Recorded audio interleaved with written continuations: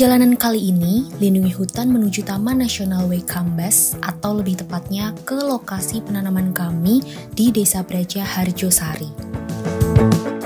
Dari Bandar Lampung, kami menempuh perjalanan kurang lebih 2 jam menggunakan mobil untuk sampai di Desa Braja Harjosari, Kecamatan Braja Selebah, Lampung Timur.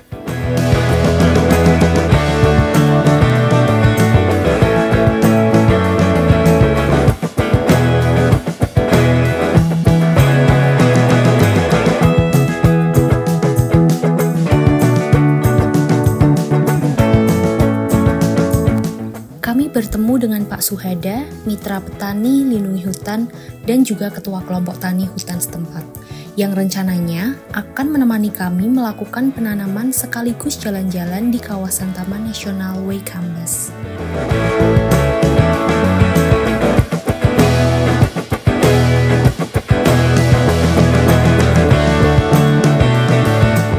Taman Nasional Waikambas sendiri memiliki luas 125.622,30 hektar, merupakan salah satu kawasan konservasi penting di Indonesia yang terdiri dari hutan dataran rendah, lahan gambut, rawa, dan padang rumput. Selain gajah Sumatera, taman ini juga menjadi rumah bagi badak, harimau, beruang, dan berbagai spesies burung. Pada tahun 2010, survei DNA memperkirakan populasi gajah mencapai 247 ekor. Namun, pada 2020, hasil survei perjumpaan langsung mencatat hanya sekitar 180-200 individu. Angka tersebut menunjukkan tantangan besar dalam upaya pelestarian gajah di Taman Nasional Waikambas.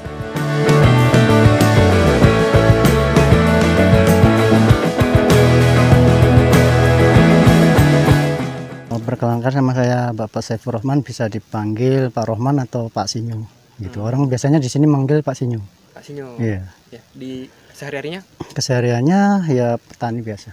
Oke. Petani, cuman kita direkrut di Taman Nasional Waikambas. Di sini kita jadi warga binaan lah ya istilahnya.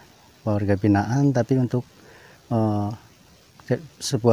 dibentuk sebuah kelompok KTH, mitra KTH. Kalau di sini itu tanamannya apa saja yang ditanam? Kalau yang di sini yang ditanam jenis kayu endemiknya seperti laban, ada pule, ya kan? Ada ketapang juga ada, banyak macam jenisnya yang terutama di sini banyak kan pohon mentu atau puspa ya. Mentu atau puspa. Termasuk pohon ini juga ya? Iya. Ini namanya pohon sungke. Kalau ini pohon berasan ini juga jenis kayu endemik juga. Kalau pohon salam juga termasuk, karena buat populasi burung, supaya burung itu nggak punah. Buat makanan burung, kalau misalkan kayak pohon salam, terus laban juga buahnya kan banyak. Buat burung juga ya? Iya, buat burung. Jadi, populasi burungnya juga masih banyak. Pohon-pohon yang ditanam di sini itu selain untuk penghijauan memang buat pakan burung, pakan gajah. Iya, kalau gajah suka dengan ini daun sungke, pakan badak juga ada. Juga kayak rumput-rumput ini kan kadang binatang yang lain seperti rusa juga masih banyak di sekitar sini rusanya. Berarti gajah-gajah liar Waikambas itu memang kadang kesini juga? Iya, kesini. Kemarin juga sekitar 2 hari ini kesini, dia makan tanaman ini juga. Ini kan di tanaman di arboretum juga ikut makan di sini. Makanya tadi sempat lihat ada kotoran ya Pak? Iya, kotoran gajah. Kemarin itu 2 hari yang lalu lah. Kemarin pas aku waktu nanam di sini, nanam pohon, datang rombongan sekitar 30 ekor. 30 ekor? 30 ekor, biasanya lebih dari 30, biasanya sampai 70-80 ekor. Kalau rombongan itu jadi satu, karena kan kadang nggak mesti jadi satu, kadang berpencar, berbagi berapa kelompok, kadang 3 kelompok gitu.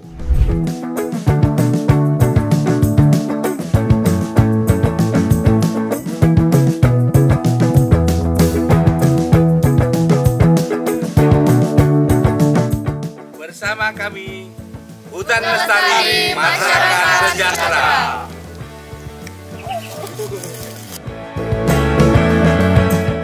Pada tahun 2010, survei DNA memperkirakan populasi gajah mencapai 247 ekor. Namun, pada 2020, hasil survei perjumpaan langsung mencatat hanya sekitar 180-200 individu. Angka tersebut menunjukkan tantangan besar dalam upaya pelestarian gajah di Taman Nasional Waikambas.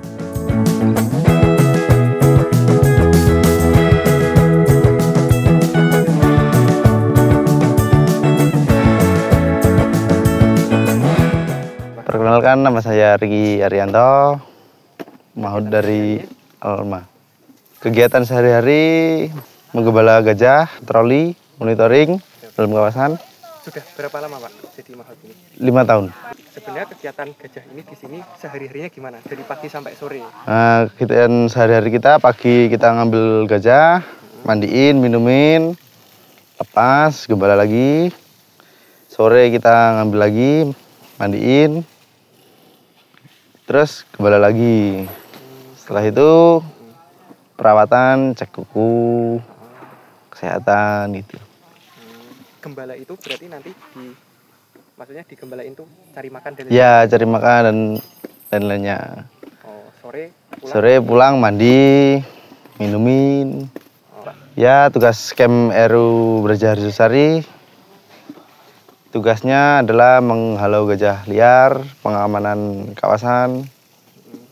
Itu setiap hari berarti patroli? Ya, setiap hari. Seminggu 3 kali, 2 kali, minimal 3 kali. Apakah beberapa kali sering gitu interaksi sama gajah liar gitu yang coba masuk ke pemukiman? Ya, sementara ini sering sih. Kalau musim gajah liar, ya sering ketemu kita. Kalau misalkan ada gajah masuk ke pemukiman dan lain sebagainya, itu masyarakat itu responnya tuh harus bagaimana? Nah, itu masyarakat itu malah seneng kita bantuin dari Camp Eru ini. Salah satu yang menjadi penting untuk diperhatikan adalah ketersediaan pakan gajah. Oleh sebab itu, penanaman pohon oleh lindungi hutan di Taman Nasional Waikambas selain mendukung upaya penghijauan, juga diharapkan bisa mendukung ketersediaan pakan gajah di habitat aslinya. Ketersediaan pakan di Taman Nasional Waikambas bagi gajah tentu dapat meminimalisir potensi gajah memasuki kawasan perkampungan untuk mencari makan. Sebagai desa penyangga atau buffer zone yang letaknya berbatasan persis dengan Taman Nasional Waikambas, masyarakat Braja Harjosari terbiasa berinteraksi dengan gajah. Termasuk dengan adanya keberadaan Camp Eru atau Elephant Response Unit, gajah-gajah yang tergabung dalam Camp Eru ini punya peran penting menghalau gajah liar yang ingin masuk ke kawasan permukiman masyarakat. Menurut Suhada, interaksi negatif dengan gajah liar yang sebelumnya pernah terjadi di Braja Harjosari, kini justru diubah menjadi potensi ekonomi masyarakat, salah satunya melalui konsep wisata desa. Assalamualaikum warahmatullahi wabarakatuh. Selamat sore. Perkenalan, nama saya Juada dari Desa Braja Harjosari, Kecamatan Braja Selbah, Kabupaten Lampung Timur. Kebetulan desa kami ini desa penyangganya Taman Nasional Waikambas, dan saya kebetulan dituakan sebagai ketua KTH Bina Warga.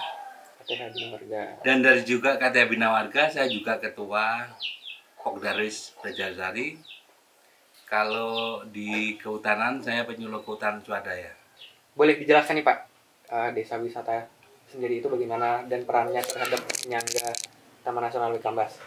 Kebetulan masyarakat yang fokus untuk kegiatan mitigasi interaksi negatifnya gajah liar, waktu itu kita memang keseharian kita menjaga gajah. Adanya saya bisa komunikasi dengan teman-teman yang lain itu karena gajah liar. Saking seringnya saya berinteraksi gajah dengan gajah liar, kemudian kebiasaan seperti itu, sehari-harinya seperti itu. Jadi terbiasa dengan keadaan. Mau gak mau kita harus menghadapi kenyataan bahwa kita ada di desa penyangganya teman-teman. Gajah liar adalah tetangga kita. Kita nggak mungkin menghilangkan gajah liar itu, dan tidak mungkin juga kita pindah dari desa penyangga Taman Nasional Waikambas. Kalau di Braja Harjosari sendiri ini, desa wisata ini ada apa aja nih Pak yang mungkin kalau pengunjung datang ke sini bisa nikmati? Diawali dengan interaksi gajah liar itu, maka kita rubah mindset masyarakat. Wisatanya sebenarnya wisata pengamatan satwa liar. Lama kelamaan orang yang berkunjung ke sini kan ada apa nih di desa penyangganya. Jadi apapun itu aktivitas masyarakat sekitar penyangganya Waikambas, bisa kita ekspor, bisa kita jual. Jadi ekonomi kreatifnya, home industrinya itu yang jadi makanya jadi bukan desa wisata tapi wisata desa.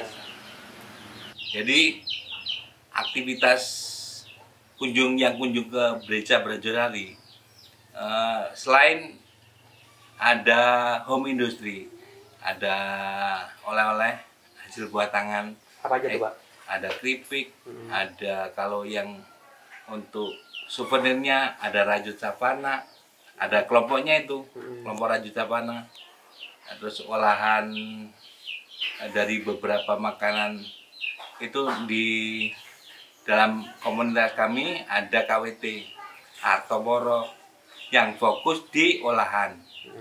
Kalau yang rajut savana di merajut souvenir-souvenir, ada miniatur gajah, gantungan kunci, ada tas segala macam yang dirajut menjadi buah tangan. Kalau yang KTH-nya fokusnya di HHBK, hasil hutan bukan kayu. Ada madu, ada pengolahan sari buah maja. Dan di pertaniannya ada pertanian agro, ada buah melon, ada jeruk.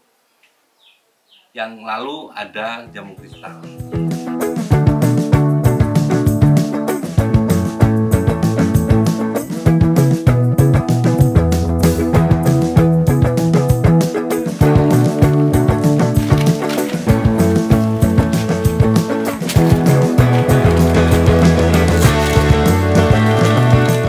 Boleh dijelasin nih, Pak, ini madu apa, dari lebah apa juga? Ini salah satu usahanya KTH. Bagaimana kita interaksi gajah itu ada nilai positifnya.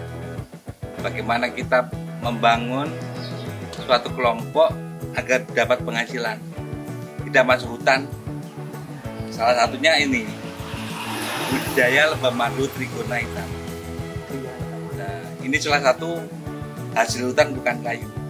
Jadi kita ngambil sesuatu yang ada di hutan itu, nektarnya dari hasil hutan.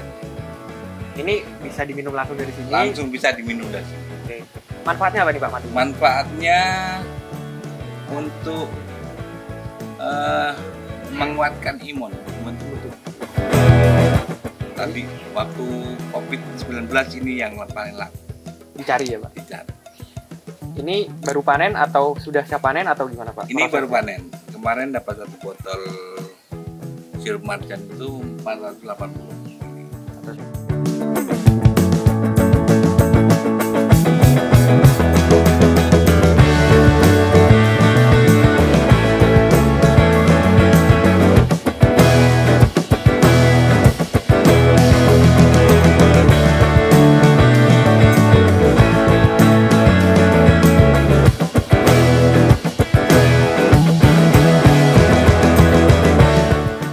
Satu bulan 100.000 aja kita bikin min.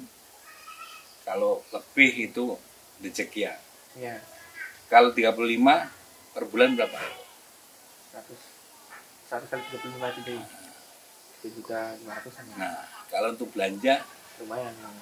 Itu kalau satu kampung semua kayak gitu. nah iya, maksudnya kalau usaha serius, Iya. fokus, ada ternak madu, lebah, ada kambing, ada ladang. Itu kalau kita sibuk dengan itu, orang nggak akan mikir mau madu hutan. Cukup dengan Cukup dengan itu.